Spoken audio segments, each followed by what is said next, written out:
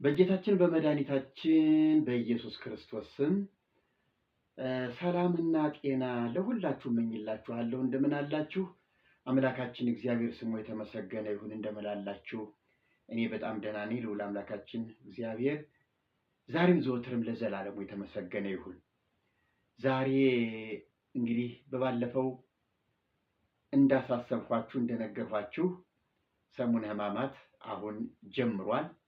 ዛሬ ሰኞ ስግደቱ ተጀምሯል። የሁሉ ስነ ስርዓት ባለፈው እንዳስተላለፉላችሁ ነው። በዚያ ሁኔታ ተጠናቋል። ወደ ኋላ ያለውን ማየት ትችላላችሁ። ምን ማድረግ እንደሚገባ እንደማይገባ፣ ማድረጉ ምን ያህል ነውር እንደሆነ ትክክል እንዳልሆነ፣ አለማድረጉ ደግሞ ምን ያህል ጤናማና ትክክለኛ ኦርቶዶክሳዊነት እንደሆነ ተደርጎ ሁሉ የተሰበከበት የተገለጠበት ብዙ የተሳሳተ አካሄድ አለ። ያንን እንግዲህ በዚያ መንገድ አይተነዋል፣ ተመልክተነዋል። አስተያየታችኋን ብታስቀምጡ ደስ ይለኛል። ዛሬ እንግዲህ ሰኞ ነው። ዛሬ ሰኞ በሁሉም በኦርቶዶክስ አብያተ ክርስቲያናት ምናልባት በውጭም ዓለም ሳይቀር ሊሆን ይችላል የስራ ፈቃድ ጠይቀው የእረፍት ፈቃድ ጠይቀው ማለት ነው ይሄን ሳምንት በስግደት እንደሚያሳልፉ ምንም ጥርጥር የለውም። እና ሰኞ ተጀመረ፣ ማክሰኞ ይቀጥላል። የሰኞንና የማክሰኞን ዛሬ እንደው ባንድ ጠቅለላ አድርገን ብናየው መልካም ነው። ምክንያቱም የሁለቱ ቀኖች ታሪካቸው ተመሳሳይ ነው። የረቡዕ ነው ለየት የሚለው፣ የረቡዕን ለብቻው እናየዋለን። ምንድን ነው የሰኞን የማክሰኞን አንድ የሚያደርጋቸው? እንግዲህ የሰኞን እንነጋገርበት፣ የማክሰኞም ተመሳሳይ ስለሆነ በዚያው እንረዳዋለን። እንግዲህ በተለይ በኢትዮጵያ ኦርቶዶክስ ተዋሕዶ ቤተክርስቲያን በአገራችን በኢትዮጵያ ይልቁንም ደግሞ በአዲስ አበባ ደማቅ የሆነ ስነ ስርዓት፣ ስግደት፣ ጾምና ጸሎት ልዩ ሰው ራሱ የፈጠረውን ኦርቶዶክስ ይዞ ራሱ የፈጠረውን ስርዓት ይዞ በቃ ያንን ማሳየትና መግለጥ፣ ለእግዚአብሔር ቅሩብ መሆን፣ ለእግዚአብሔር ልዩ ፍቅር ማሳየት፣ በቃ ልዩ ጻድቅ ሆኖ መታየት፣ በቃ ብዙ ነገር እናያለን እንመለከታለን። እና ያያን ስርዓት የሚያሳይበት የቤት እመቤቷ ወጥታ የማታውቀው የቤት እመቤቷ ከዛሬ ሰኞ ጀምሮ እንግዲህ ቤተክርስቲያን አለች፣ አትጠፋም። አመጣጧ ግን እንዴት ነው?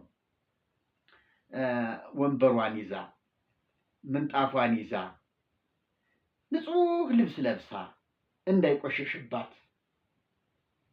እንዳይቆሽሽባት በሰራተኛዋ ያያን ጓዝ አሸክማ፣ ካህናቱ ደግሞ እናታችን እመቤታችን መጡ፣ የእርሶ መቀመጫ የእርሶ መቆሚያ ይህ ነው ብለው አዘጋጅተው የሚያስቀምጧት እንደ አንድ ጳጳስ አድርገው የሚያከብሯት ሆና ነው የምትመጣው። እና ወንበር ምናልባት ይሄ ዝም ብሎ ድሃውም ኮስማናውም የሚቀመጥበት ወንበር የቤተ ክርስቲያን ወንበር ለእሳቸው ስለማይመጥናቸው እሳቸው የራሳቸውን ባርጩሜ የሚመጥናቸውን በእውቅ በባለሙያ በእሳቸው ዲዛይን የተሰራ ወንበር ይዘው ይመጣሉ። ከውስጥ ከቤተ ክርስቲያን ውስጥ መቀመጥ ባይፈልጉ ከውጭ ያመጡት ምንጣፍ አለ። ያን ምንጣፍ አስነጥፈው ያችን ወንበር አዘጋጅተው ሰራተኛዋ ካጠገቡ ሆና ዝንብ እሺ እያለች እየተከላከለች እመቤቲቱ ሲደክማት ልጄ ስገጅልኝ እያለች ሰራተኛዋን እያሰገደች፣ እንዲያውም ድሮማ ሌላም ነገር ነበር አሉ። በአፄዎቹ ዘመን የስቅለት ጊዜ ትልልቅ እመቤቶች ወይዛዝርት፣ ይሄ የመኳንንት ቤተሰብ ይመጣሉ። ሲመጡ ሰራተኞቻቸውን ይዘው ይመጣሉ እና ያን ቀን ደረታችሁን ድቁ ምዕመናን፣ ጌታችን የተያዘበት ነው። ሰይጣን ይሁዳ ኢየሱስ ክርስቶስን አሳልፎ ለሞት ሰጠው፣ ወየው አልቅሱ እየተባለ ደረት ሲደቃ ልክ የበኩር ልጅ እንደሞተ ሲለቀስ ወይዛዝርቱ ደረታቸውን አይደቁም፣ ነውር ነው።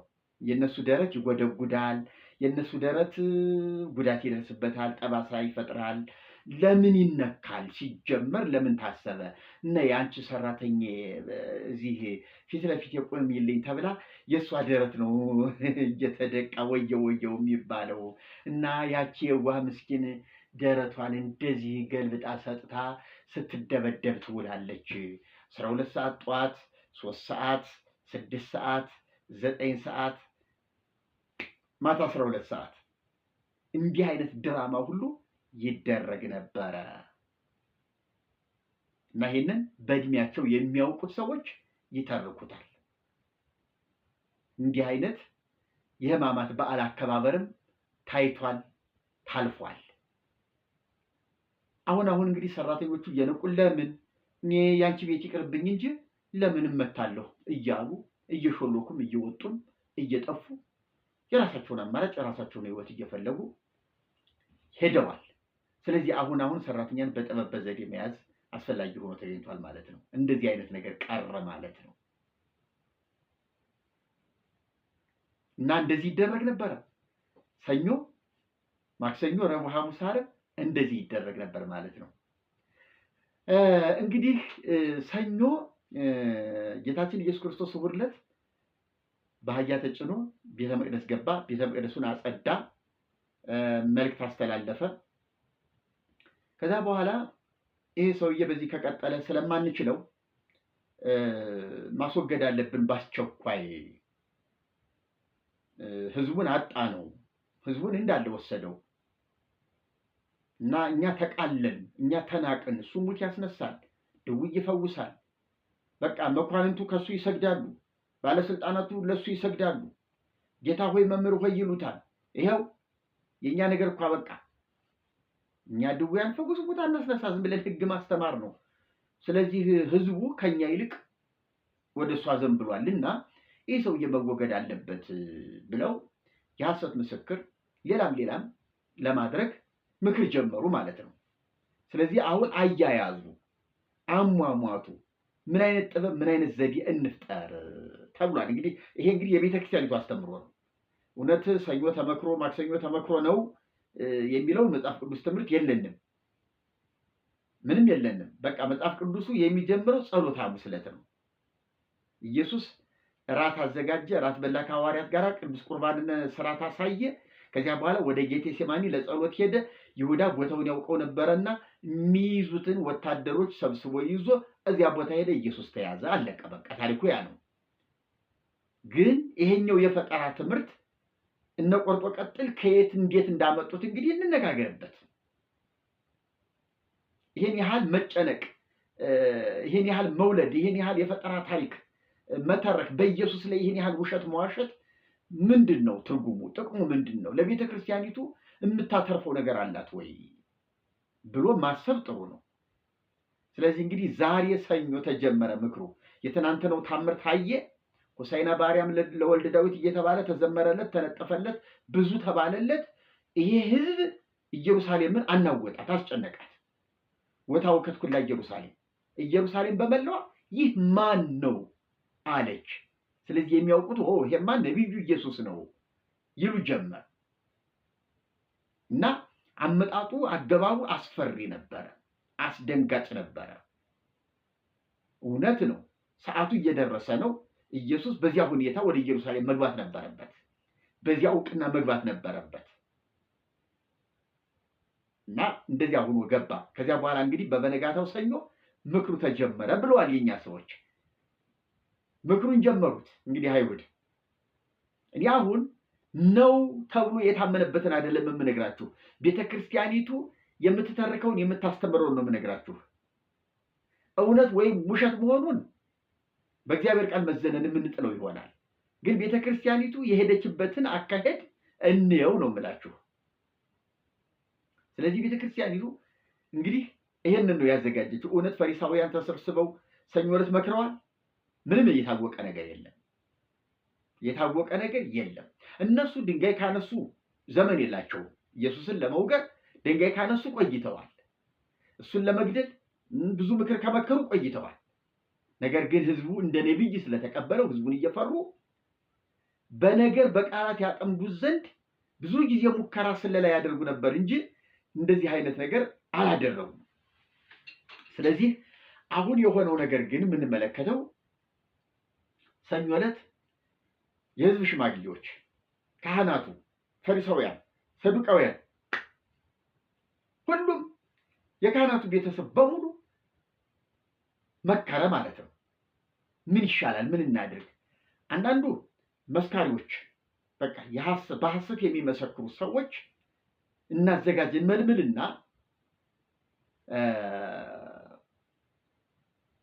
እነሱ ሲመሰክሩበት በሶስት ምስክር ሙሴ እንዳዘዘው በቃ እንፈርድበታለን።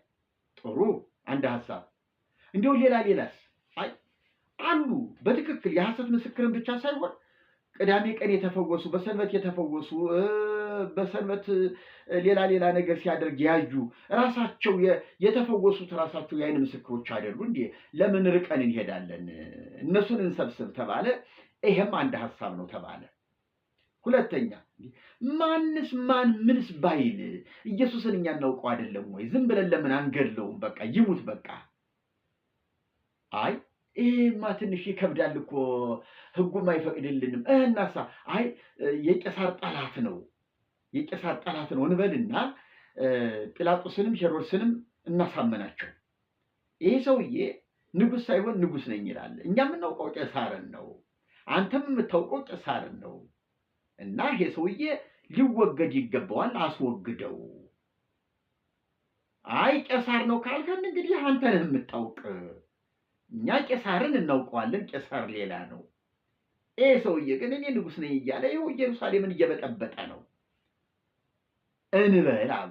ይሄ መልካም ነው፣ ይሄም ያስኬዳል። አንድ ነገር ጲላጦስን ወዲያ ወዲህ እንዳይል ጭንቅ አድርገን ይዘን አስፈራርተን አንተ ይሄን ሰው የማታስወግድ ከሆነ የቄሳር ወዳጅ አይደለም እንለዋለን ብለው አስጨንቀው ያዙት።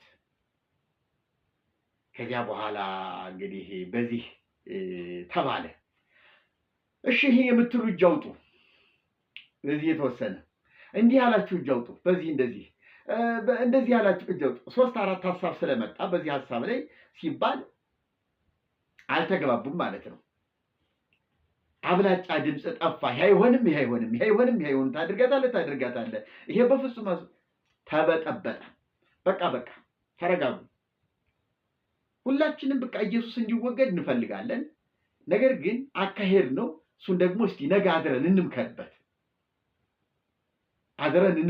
ችግር የለም ተባለና ነገሩ በይደር ወደ ማክሰኞ ተላለፈ ማለት ነው። ማክሰኞ ከሰዓቱ ሰዓት ሳይጓደል ቦታውም እንደተጠበቀ ሆኖ መሪዎቹ ስብሰባውን የሚመሩት ሊቃነ ካህናቱ እንዳሉ ሆነው ስብሰባው ደግሞ ተጀመረ። ልክ የሰኞው ጭቅጭቅ ዋለ። ሁሉም ራሱ የሚያሳምንበትን አስተሳሰብ ወስኖ ጨርሶ ስለመጣ የዚህኛውን ሐሳብ መቀበል አይሆንለትም፣ የዚህኛውን ሐሳብ መቀበል አይሆንለትም። በጭቅጭቅ በንትርክ ከትናንትናው በባሰ ሁኔታ ልዩነቱ ሰፍቶ ተለያዩ።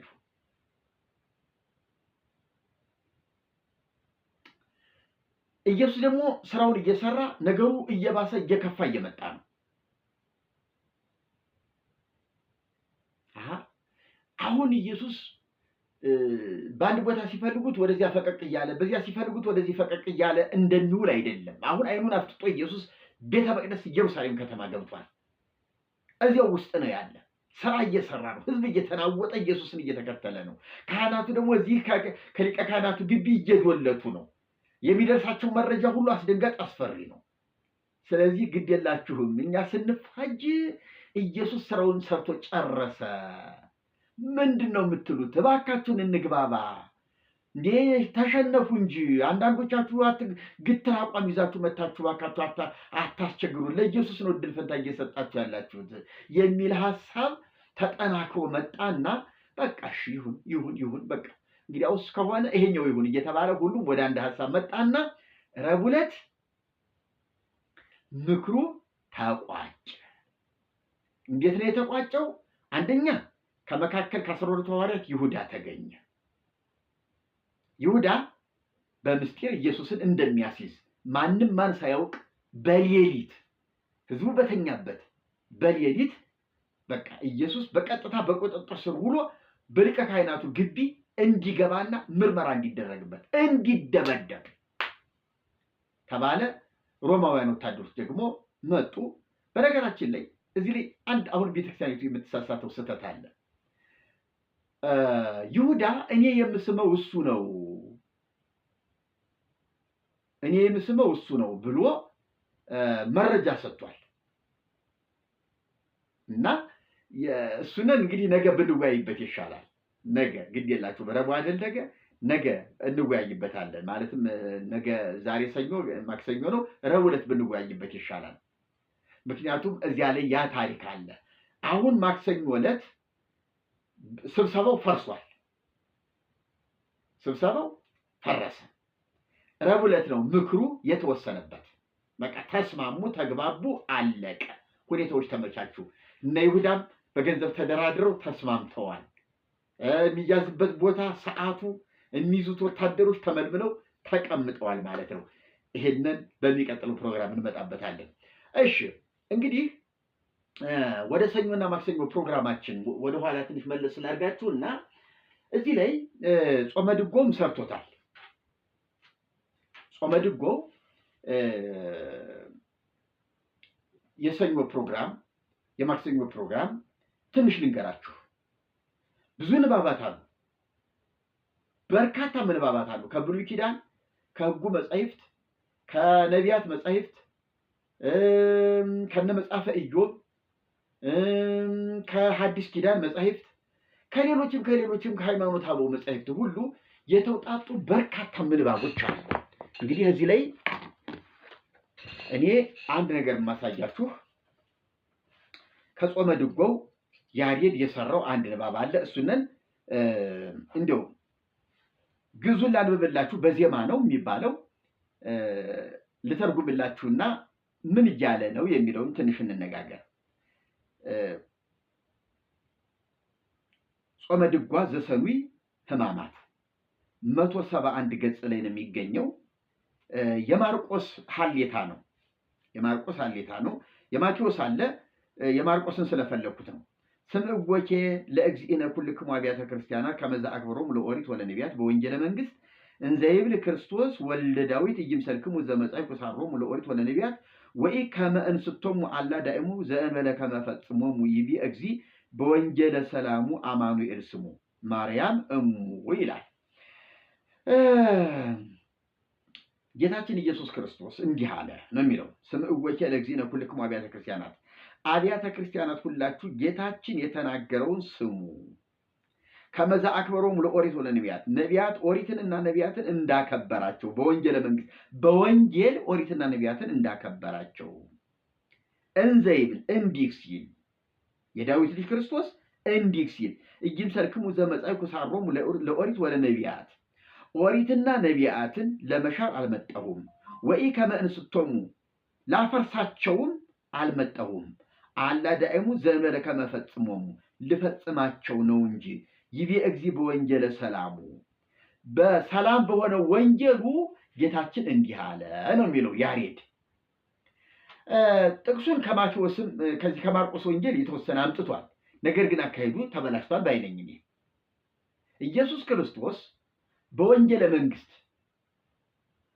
ሲሰብክ ሲያስተምር ኦሪትና ነቢያትን ባሉበት እንዲቀጥሉ ለማስቀጠል ለማጽናት እንደመጣ አይደለም የተናገረው። ላፈርሳቸው ልሽራቸው አልመጣሁም ብሏል ጌታ በወንጌለ መንግስት ብሎ ነው የሚናገረው። እንደዚያ ነው ወይ? እንደዚያ ነው ወይ?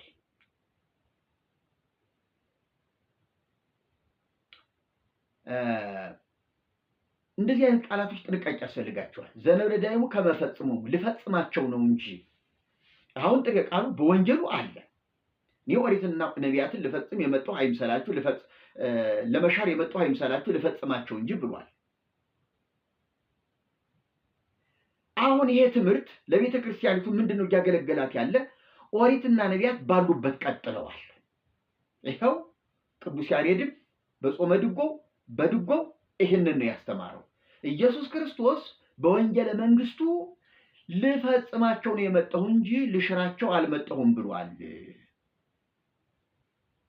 ምን ማለት ነው? ላስቀጥላቸው ማለት ነው።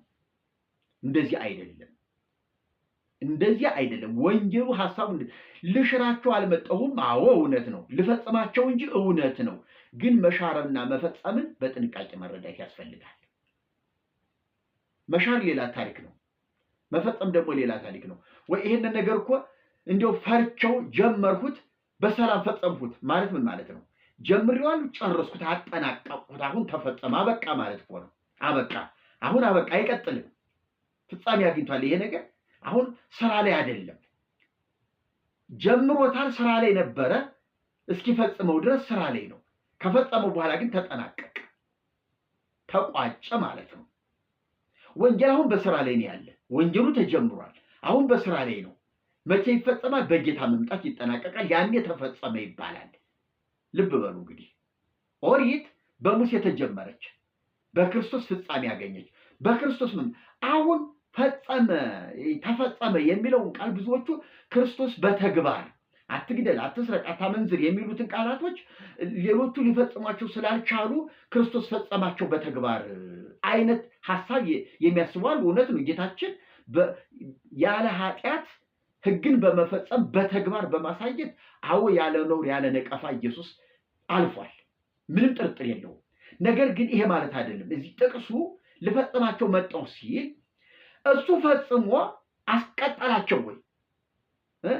እሱ ፈጸማቸው፣ እሺ አስቀጠላቸው፣ ቀጠሉ፣ አለቁ፣ በቃ እሱ ፈጸማቸውን ብንል እንኳን አለቁ፣ ተፈጸሙ፣ በቃ ከዚህ በኋላ በሕግ የማንጠየቅበት ዘመን ላይ ያለ ነው ማለት ነው። አሁን ያለነው የጸጋ ዘመን፣ የምንጠየቀው በጸጋ ነው፣ የምንጠየቀው በእምነት ነው፣ በማመን ባለማመን በጸጋ ነው እንጂ የምንጠየቀው አሁን በሕግ አይደለም። ስለዚህ ጌታችን ግን እውነት ለመናገር ይሄ ሐሳብ ግን ጌታችን እነዚህ የተጀመሩ አገልግሎት ሲሰጡ የነበሩ እስከ ክርስቶስ ድረስ ስራ እንዲሰሩ አገልግሎት እንዲውሉ ተግባራዊ እንዲሆኑ የተሰጡት ሕጎች እስከ ክርስቶስ ድረስ ሕያው ሆነው እንዲሰሩ ተፈቅዶላቸዋል። በክርስቶስ መምጣት ግን አሁን ተፈጽመዋል። አሁን ሌላ ኪዳን ገብቷል። የምገቡ አዲስ ኪዳን ቃል ኪዳን አለኝ ሲል እኮ ጌታ አዲስ ኪዳን ይሄኛው ተፈጽሞ ነው ማለት ነው። ባልተፈጸመ ኪዳን አይደለም ሌላ ኪዳን ይገባልን፣ ተፈጽሟል ይሄኛው። ስለዚህ ይሄኛው አብቅቷል። የቀደመች ትእዛዝ የምትደክም የማትጠቅምም ስለሆነች ተሽራለች። እያችሁ ዕብራውያን 10 ላይ ነው መሰለኝ ነገር የቀደመች ትእዛዝ የምትደክም የማትጠቅምም ስለሆነች ተሽራለች። ስለዚህ በሷ ፋንታ የሚሻል ኪዳን ገብቷል። አይ ይሄኛው ሲወጣ ይሄኛው ገብቷል፣ ይሄኛው ሳይወጣ ይሄኛው አይገባም። እና ያለቀ ኪዳን የተቋጨ ኪዳን ነው ያኛው ኪዳን። በዚያ ኪዳን መኖር አይቻልም። ስለዚህ ጌታችን ልፈጽማቸው መጣሁ። አንዳንድ ሰዎች እኮ ላጠነክረው መጣሁ ብሎ እንዲሁም አጠነከረው የሚሉ እኮ አሉ። አጠነከረው ለቀደሙ እንዲህ ተብሏል እኔ ግን እላቸዋለሁ የሚለውን እንደ ማጠንከር፣ እንደ መጠገን፣ እንደ ማሻሻል አድርገው የሚናገሩ ሰዎች አሉ። ይሄ ፈጽሞ ስህተት ነው። አዎ ለቀደሙ አትግደል እንደተባሉ ሰምታችኋል። ለቀደሙት ሰዎች ለእነዚያ አትግደል እንደተባለ ሰምታችኋል። እኔ ግን ብሎ እኮ አዲስ ኪዳን እየተናገረ ያለ እንጂ እየጠገነ አይደለም፣ እያሻሻለ አይደለም። እኔ ግን ሲል አዲሱን ኪዳን ነው የሰጠን። በወንድሙ ላይ በከንቱ የተቆጣ የማጠናከር ጉዳይ አይደለም። ይኸውላችሁ አሁን ችግራችሁ ሁለቱም በአንድ አምላክ ስለተሰሩ ነው። ያንንም የሰራ ሕያው አምላክ ነው እግዚአብሔር ነው። ይህንንም የሰራ ሕያው አምላክ እግዚአብሔር ነው፣ እግዚአብሔር ወልድ። ስለዚህ በሲና ተራራ የተናገረ ጌታ አሁንም በስጋ ተገልጦ እየተናገረ ያለ እሱ ነው። በአንድ አምላክ ስለተሰሩ ሁለቱም ሕጎች እንዴት ያንን ራሱ ተናግሮ ራሱ ያፈርሳል ወይ የሚል ሙግት በአእምሯቸው ይፈጠርባቸዋል። እግዚአብሔር እኮ ከእስከ ብሎ ጊዜ ገደብ ከሰጠ ትክክል ነው፣ ያስቀረዋል። ይሄኛውን በተሰጠው ጊዜ ገደብ እንዲሰራ ወስኖለታል። ያ ጊዜ ሲያበቃ ግን በቃ ቀጣዩ ደግሞ ይገባል ማለት ነው። ጌታ ሲመጣ እኮ ሌላ ኪዳን አለ። ገብቷችኋል? ጌታ ዳግም ሲመጣ ሌላ ኪዳን ውስጥ ነው የምንገባው። ሌላ ኪዳን አለ። ስለዚህ የሰው ልጅ በሶስት ኪዳን ተከፍሎ ነው የሚኖረው። በብሉይ ኪዳን አንድ ዘመን አለው፣ በሐዲስ ኪዳን አንድ ዘመን አለው፣ ከጌታ መምጣት በኋላ ደግሞ ኪዳን፣ ሌላ ኪዳን፣ የዘላለም ኪዳን አለው። ያን የዘላለም ኪዳን የምናገኘው በዚህ አሁን በምንኖርበት የጸጋ ኪዳን ነው። በኢየሱስ ክርስቶስ በማመን የዘላለም ሕይወት እናገኛለን። የብሉይ ኪዳን ሕግ ለዘላለም ሕይወት የሚያበቃ አይደለም። እንዲሁም እኮ ጌታችን ኢየሱስ ክርስቶስ ማን ነው? ጌታችንም ተናግሮታል። እድሜ ይረዝም ዘንድ እናት አባትህን አክብር ነው የሚለው። ገብቷችኋል? የዘላለም ሕይወት ታገኝ ዘንድ አይደለም የሚለው፣ እድሜ ይረዝም ዘንድ በምድር ላይ ላለው ኑሮ እድሜን ለማስቀጠል እናትና አባትህን አክብር። በቃ ኪዳኑ ምድራዊ ነው። ድንኳኑ መቅደሱ ምድራዊ ነው። ተስፋው ምድራዊ ነው። ለዘላለም ሕይወት የሚያበቃ ኪዳን አልነበረም። አሁን የያዝነው ኪዳን ግን በኢየሱስ ክርስቶስ የተሰጠ ስለሆነ የዘላለም ኪዳን ነው። የዘላለም ሕይወቱን ቀጣዩን የሚመጣውን ያንን ኪዳን የምንወርሰው የምንቀበለው በዚህ እምነት ነው እና ይህንን በሚገባ ማየት አለብን። ስለዚህ የቤተ ክርስቲያኒቱ የዜማ ሊቃውንትን ብትሆኑ ይሄን ነገር በጥንቃቄ መርምሩትና ይዩት። ስታስተምሩ ስታብራሩ በዚህ መንገድ ብትገልጡት ጥሩ ነው እና ይሄ ሰኞና ማክሰኞ ይሄ ዜማ እየተዜመ ነው ስግደቱ የሚሰገደው። እንግዲህ እዚህ ሃይማኖተ አበው ሁለት ጥቅሶች ይዣለሁ እዚሁ ሰኞ ማክሰኞ ከሚነበቡት ውስጥ ሃይማኖተ አበው ግብረ ሕማማት ላይም ከሃይማኖተ አበው ንባብ ተውጣጦ መጥቶ ግብረ ሕማማት ውስጥ የተቀመጠ ንባብ ነው። ከዚያ ውስጥ እስቲ ቤተክርስቲያኒቱ የክርስቶስን ፍጹም አምላክነት ፍጹም ሰውነት ምስጢረ ስጋዌን እንዴት ነው የምትገልጠው? የቀደሙት አባቶች ምስጢረ ስጋዌን እንዴት ገልጠውታል የሚለውን ትንሽ ምን ይላል ግዕዙ? ንሕነሰ ነአምን ከመ ክርስቶስ እግዚአብሔር። ንሕነሰ ነአምን ከመ ክርስቶስ እግዚአብሔር። እኛ ክርስቶስ እግዚአብሔር እንደሆነ እናምናለን። እውነት ነው። ምክንያቱም ክርስቶስ እግዚአብሔር ነው። እግዚአብሔር ወልድ ይባላል። በተለየ ስሙ እግዚአብሔር ወልድ፣ እግዚአብሔር አብ፣ እግዚአብሔር ወልድ፣ እግዚአብሔር መንፈስ ቅዱስ። እግዚአብሔርነት አጠቃላይ የወል ስም ነው። ለአብም ለወልድም ለመንፈስ ቅዱስም እንሰጠዋለን። ለምሳሌ በሐዋርያት ሥራ ምዕራፍ 20 ቁጥር 28 ላይ በገዛ ደሙ የዋጃትን የእግዚአብሔርን ቤተ ክርስቲያን ትጠብቋት ዘንድ ይላል። አያችሁ፣ የእግዚአብሔርን ቤተ ክርስቲያን። አሁን እግዚአብሔር ሲባል አብ አይደለም። እውነት ለመናገር እዚህ ላይ መንፈስ ቅዱስም አይደለም። በገዛ ደሙ የዋጃት የሚል ቃል ከተጠቀምን ወልድ ነው ማለት ነው እዚህ ላይ እግዚአብሔር የተባለው። ስለዚህ ሐዋርያቱ ይሄንን አስረግጠው አምነው ነው የተናገሩት። እኛ ደግሞ የሐዋርያት እምነት ተከታዮች ነን። መንፈስ ቅዱስ እግዚአብሔር ይባላል። ጥቅሶችን ማየት ይቻላል። ስለዚህ ንሕነሰ ነአምን ከመ ክርስቶስ እግዚአብሔር፣ እኛ ክርስቶስ እግዚአብሔር እንደሆነ እናምናለን የሚለው የቀደሙት የኦርቶዶክሳውያን አባቶች ትምህርት ትክክል ነው ማለት ነው። ይሄ ነገረ ክርስቶስ ላይ ሐመ በስጋ ከመ ሰብእ፣ እንደ ሰው በስጋ ታመመ። ወኢሐመ በመለኮቱ፣ በመለኮቱ ግን አልታመመም። ጥዕመ ሞተ በስጋ ወኢሞተ በመለኮቱ፣ በስጋ ሞትን ቀመሰ፣ በመለኮት ግን መለኮት ሞት የሚስማማው አይደለም። ነገር ግን መለኮት ስጋን ስለተዋሃደ በስጋ ሞተ ይባላል። ስጋን ስለተዋሃደ በስጋ ሞተ። አያችሁ፣ በስጋ ሞትን ቀመሰ እንላለን። ይህንን ያለው ማን ነው? አግናጢዎስ የሚባል በሰማዕትነት የሞተ በክርስቶስ አምኖ በአሕዛብ አንገቱን ተቆርጦ የተገደለ ጠንካራ የቤተክርስቲያን አባት የአንጾኪያ ጳጳስ ነው ይህንን የተናገረው። እና ሃይማኖተ አበው ምዕራፍ 11 ቁጥር 10 እስከ 16 ነው ይሄ ነገር የሚገኘው። ምዕራፍ 11 ቁጥር 10 እስከ 16። ሌላው ግብረ ሕማማት ላይ ይሄ የተጻፈው ይሄ ተጠቅሶ የመጣው ግብረ ሕማማት ላይ ገጽ 111 ክፍል 2 ቁጥር 10 ላይ እናገኘዋለን። ሌላው ስለ ክርስቶስ የተነገረው ንሕነሰ ንብል ሕማመ ትስብእት ዘይሐምም ተወለቆ ለመለኮት። በጣም የሚገርም አባባል ነው። ንሕነሰ ከመ ንብል ሕማመ ትስብእት ዘይሐምም ተወለቆ ለመለኮት ዘኢየሐምም። እኛ እንዲህ እንላለን። የስጋ መከራ ይሄ መከራ የሚታመመው መከራ የሚቀበለው የስጋ መከራ ለመለኮት ተቆጠረ። ለመለኮት ተቆጠረ። ለመለኮት የተገባው ሆኖ ተነገረ። ልክ መለኮት እንደታመመ፣ መለኮት እንደሞተ፣ መለኮት እንደተቀበረ፣ መለኮት እንደተነሳ ሆኖ ተነገረለት። ምክንያቱም ስጋን ገንዘቡ አድርጎታል፣ ስጋን ተዋህዶታል። ይሄን ነገር በጥንቃቄ እንዴት ሆኖ በኢየሱስ ስም ልትሉ ትችላላችሁ አንዳንዶቻችሁ። መጽሐፍ ቅዱሱ በግልጽ የሚያሳየው ነገር አለው። እግዚአብሔር እኮ አንድያ ልጁን ሰጠ ነው የሚለው አይደል? አንድያ ልጁን። ያ ልጁ እኮ መለኮት ነው። መለኮትን የተቀማ አይደለም እኮ። መለኮት እኮ ነው። ቃል ስጋ ሆነ የተባለው መለኮት ነው። ስጋ የሆነው መለኮት ነው። ስጋን ገንዘቡ አደረገ። ምክንያቱም መሞት ስላለበት፣ ለመሞት ደግሞ ስጋ አስፈላጊ ነው ማለት ነው። ያለ ስጋ መሞት አይቻልም። ስለዚህ መለኮት ሞተ ለመባል ስጋን የራሱ ማድረግ አለበት ማለት ነው። ስለዚህ እኛ እንዲህ እንላለን አለ አባት። እኛ እንዲህ እንላለን፣ የስጋ መከራ ለመለኮት ለማይታመመው ለመለኮት መከራ ለማይቀበለው መለኮት መከራ ለማይሰማው መለኮት የተገባው ሆኖ ተነገረ።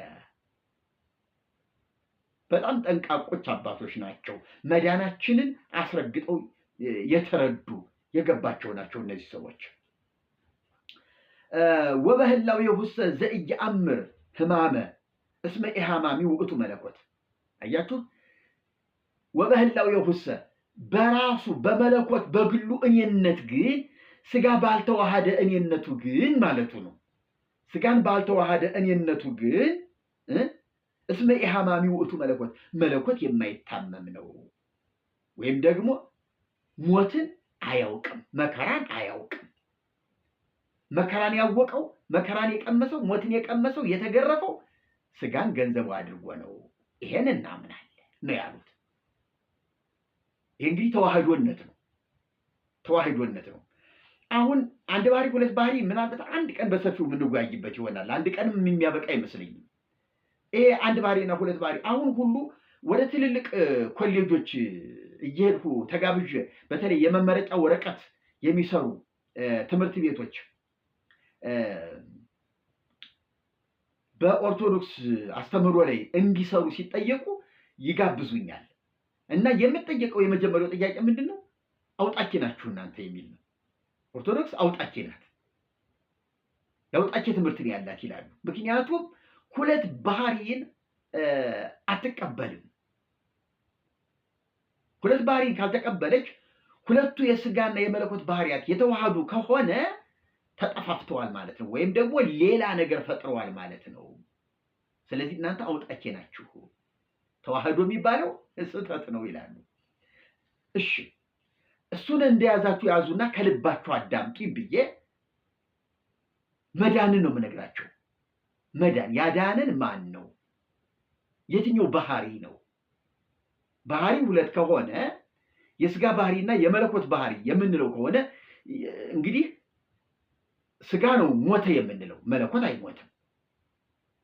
እግዚአብሔር ሙት ብሎ የላከው ማንን ነው? የማርያምን ልጅ ነው ወይስ የራሱን ልጅ ነው? እንዲህ አይነት ጥያቄዎች ሲነሱ መልሳቸው እጅግ ከባድ ነው። እግዚአብሔር የራሱን ልጅ ነው የላከ። ሲልከው ሰው እንዲሆን ነው። ከድንግል ማርያም ተጸንሶ እንዲወለድ ዘርን እንዲካፈል አድርጎ እንዲወለድ አደረገው፣ ተወለደ። ስለዚህ ኢየሱስ ፍጹም ሰው ነው፣ ግን ደግሞ ፍጹም አምላክ ነው። በተዋህዶ ነው። ታዲያ አምላክነት ከዚያ ውስጥ ለብቻው የማይበላ የማይጠጣ የማይቀምስ የማይተኛ ሆኖ እንጂ እግዚአብሔር አብ የላከው ታዲያ ለምንድን ነው? ይሄ የስጋ ብቻ ጉዳይ ከሆነ እውነት ለመናገር ስጋ ጨርሶታል። የእግዚአብሔር ልጅ የተላከው ከዚህ ጉዳይ ተሳታፊ ካልሆነ ደህንነታችን አደጋ ላይ ነው ማለት ነው። እና ጥንቃቄ ይጠብቃል ያስፈልገዋል ማለት ነው።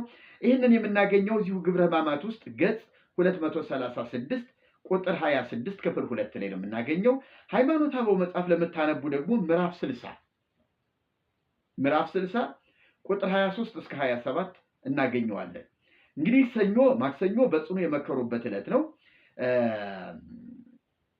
ግብረ ሕማማቱ ነው ይሄንን የሚነግረን። መጽሐፍ ቅዱስ ላይ አናገኘውም። ግብረ ሕማማት ላይ ገጽ 280 ላይ ቁጥር 1 ሰኞ እንደተመከረበት ማክሰኞ እንደተመከረበት እናገኛለን። ሌላው ዲድስቅልያ አንቀጽ 29 ዲድስቅልያ የሚባል እንግዲህ ሐዋርያት የጻፉት መጽሐፍ የሐዋርያት መጽሐፍ ተብሎ ነው የሚነገረው። አንቀጽ 29 ላይ ደግሞ ይሄንን ሐሳብ እናገኘዋለን። ሰኞና ማክሰኞ አይሁድ እንደመከሩበት ምክራቸው እንደከሸፈ በሶስተኛው ቀን ምክራቸው እንደጸና እንደተስማሙ የሚገልጽ ክፍል ነው። እንግዲህ ወገኖች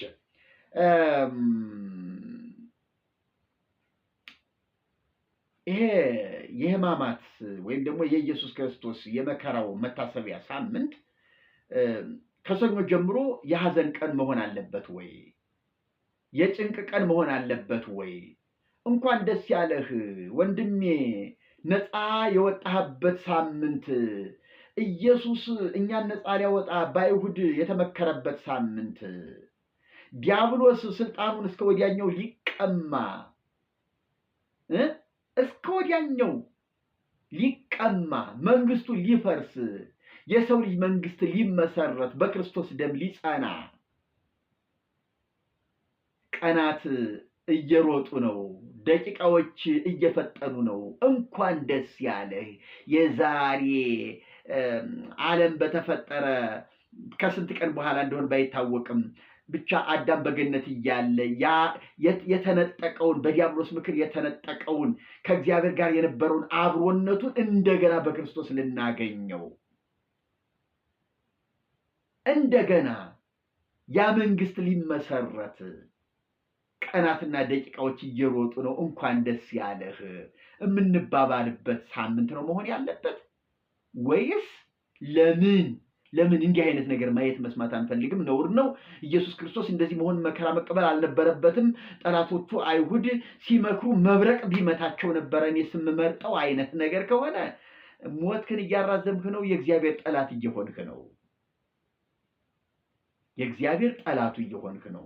የራሱ የክርስቶስ ጠላት እየሆንክ ነው። ጴጥሮስ እኮ ጌታ ሆይ ይሄ አይሆንብህ አለ።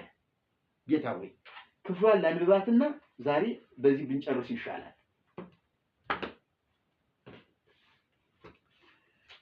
የማቴዎስ ወንጌል ምዕራፍ 16 እንዲህ የሚል ቃል እናገኛለን። ኢየሱስ በፊልጶስ ቂሳርያ ተገኝቶ ሰዎች ማን እንደሚሉት ሐዋርያትን ጠይቆ የተለያዩ መረጃዎች መጡ፣ ተነገሩ። እናንተስ ማን ትሉኛላችሁ ብሏቸው አንተ የሕያው እግዚአብሔር ልጅ ነህ ብሎ ጴጥሮስ አስገራሚ ነገር ተናግሮ ይሄንን ስጋና ደም አልገለጠልህም ሰማያዊ አባቴ ነው ብሎ ጌታም የሆነ የብፅና ቃላቶችን ሰጠው። ቁጥር 21 ጌታ እንደዚህ አለ፣ ከዚያን ቀን ጀምሮ ኢየሱስ ወደ ኢየሩሳሌም ይሄድ ዘንድ ከሽማግሌዎችና ከካህናት አለቆች ከጻፎችም ብዙ መከራ ይቀበልና ይገደል ዘንድ በሦስተኛው ቀን ይነሳ ዘንድ እንዲገባው ለደቀ መዛሙርቱ ይገልጥላቸው ጀመር። ጴጥሮስም ወደ እርሱ ወስዶ ፈቀቅ አድርጎ ማለት ነው አይሁንብህ ጌታ ሆይ ይህ ከቶ አይደርስብህም ብሎ ሊገስጸው ጀመረ። እርሱ ግን ዞር ብሎ ጴጥሮስን ወደ ኋላ ሂድ አንተ ሰይጣን፣ የሰውን እንጂ የእግዚአብሔርን አታስብምና እንቅፋት ሆነህብኛል አለው።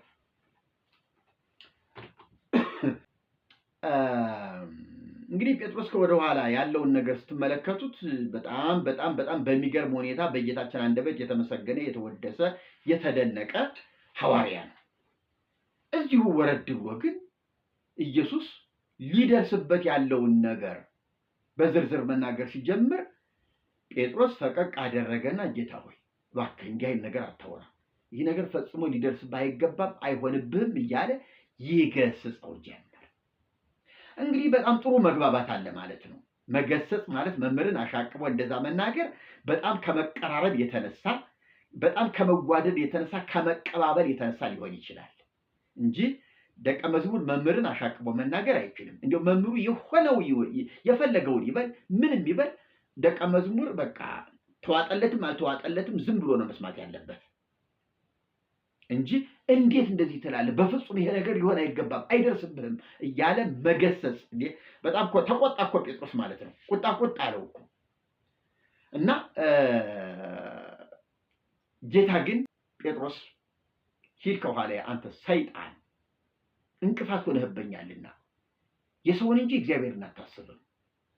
እስመ ይትሄሊ ዘእግዚአብሔር አላ ዘሰብ የሰውን እንጂ የእግዚአብሔርን አታስብምና ሁር እንድሬ ሰይጣን አንተ ሰይጣን ከኋላዬ ሂድልኝ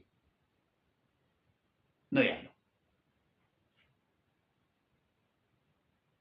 እና ይሄ ማለት እንግዲህ እናንተም በዚህ ሳምንት እየሰገዳችሁ ወየው እኔ ልሙትልህ፣ ወየው እኔ እንደዚህ ሊሆንልህ፣ ይሁዳ ዘር ማንዝሩ የተደመሰሰ ይሁን የተረገመ ይሁን እየተባለ እየተረገመ ኢየሱስ ክርስቶስን እንደው ብትችሉ እኮ ነፃ ለማውጣት እንዳይሞትባችሁ ደብቆ አስኮብልሎ የሆነ ቦታ ዘወር አድርጎ ለማስቀመጥ እንደው የምትጎመጁ እኮ አላችሁ እኮ። በእውነት ይሄ ሂድ አንተ ሰይጣን ከተባሉ ከጴጥሮስ አትለዩ። ክርስትናችሁን ጥርት ባለ ሁኔታ ያዙት። የዛሬ 2000 ዓመት ድርጊቱ ተፈጽሟል። ዛሬ መቀበል ያለባችሁ ያኔ የተፈጸመው ዛሬ ለእናንተ መዳን እንደሆነ፣ ዛሬ ለተወለዳችሁት፣ ዛሬ በሕይወት ለተገኛችሁት ለእናንተ መዳን እንደሆነላችሁ እግዚአብሔር በልጁ ሳይራራ ጨክኖ ለእናንተ ለእኛ ለሞት አሳልፎ እንደሰጠው ጠላትን ዲያብሎስን ለዘላለም ሊያሳፍር እኛን ለዘላለም ሊያቆም አያችሁ፣ የመንግስት ለውጥ ሊያደርግ የዲያብሎስን መንግስት አፍርሶ የእኛን መንግስት ለማቆም የተደረገ ውልና ስምምነት ነው። አባትና ልጅ እግዚአብሔር አብና እግዚአብሔር ወልድ ተመካክረው ጨርሰውት ወስነውት በፍቅር ሊያደርጉት የጨረሱት ነገር ነው። አንተ አሜን ብለህ መዝለል መዘመር ነው ያለብህ። ይኸውልህ አሁን ከዛሬ ሰኞ ጀምሮ በቤተ መቅደሱ በቤተ ክርስቲያኑ ዙሪያ እንኳን ደስ ያላችሁ፣ እንኳን ደስ ያላችሁ። አለመሳሳም የይሁዳ ተምሳሌት የጌታን ተምሳሌት ያዙት። የጌታን ተምሳሌት ጠላቶቹ ሳለን የወደደንን ወዳጄ ይሁዳ ብሎ እቅፍ አድርጎ የሳመውን ኢየሱስን አስቡት። የይሁዳን አሳሳብ ተውት። ለምን ይሁዳ ይታያችኋል? ለምን ኢየሱስ አይታያችሁም?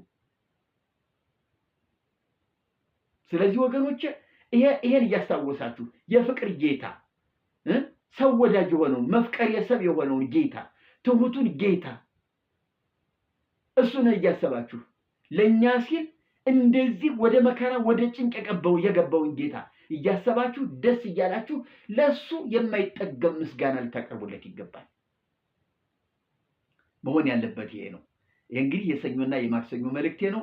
እግዚአብሔር ይባርካችሁ፣ ጸጋውን ያብዛላችሁ። ረቡዕ ዕለት ደግሞ እስቲ የሰኞና የማክሰኞ ምክር ምን ውጤት አመጣ፣ ምን ደረጃ ደረሰ፣ ወደ ሐሙስ ድርጊቱ እንዴት ተከናወነ የሚለውን እንመጣበታለን።